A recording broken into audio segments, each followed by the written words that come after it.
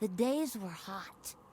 Fish died in the lake, plants yellowed, birds stopped singing. There was thunder, but no rain. You call this period the Great Ecological Catastrophe.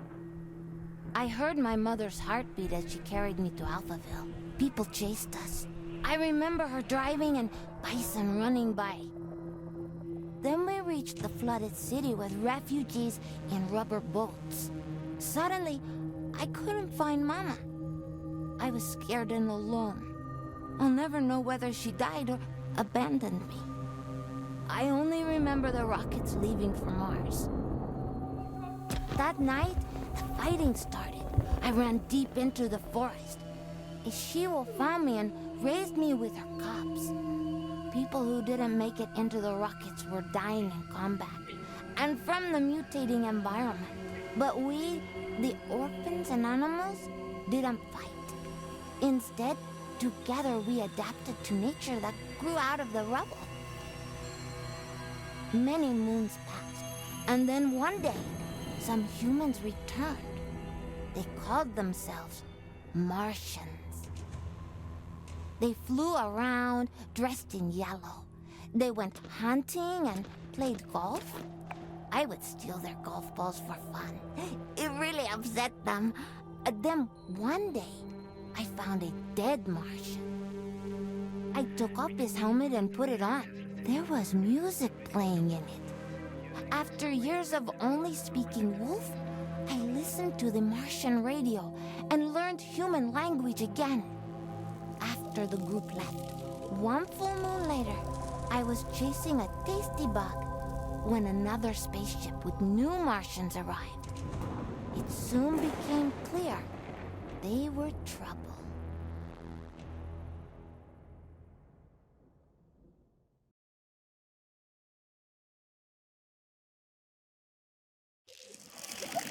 Greetings all you Tesla City Martians out there. You're listening to Radio Nostalgia from Mars, the show for those who miss a morning run in the park, slurping minestrone soup, sailing with the wind in their hair, singing in unison with thousands of people at a music concert, or smelling the coming rain.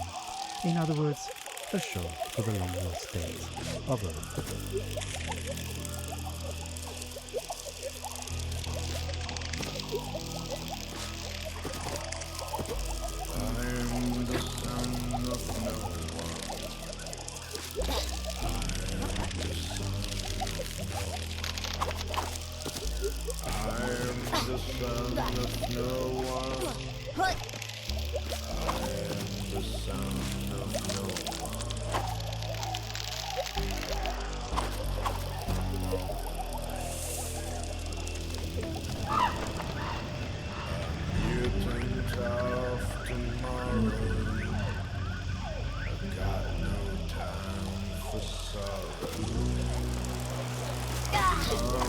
Becoming a stag, antlers with no yellow pad.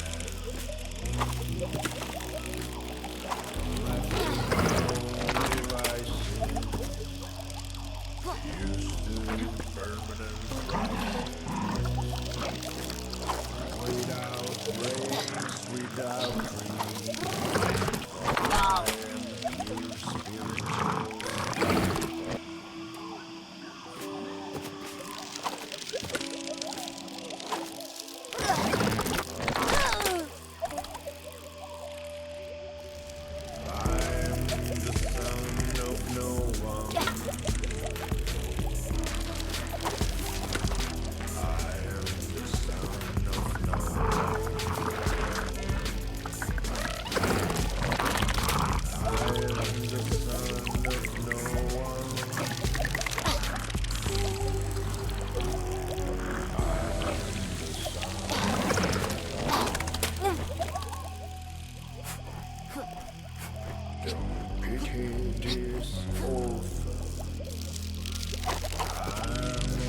full of endorphin.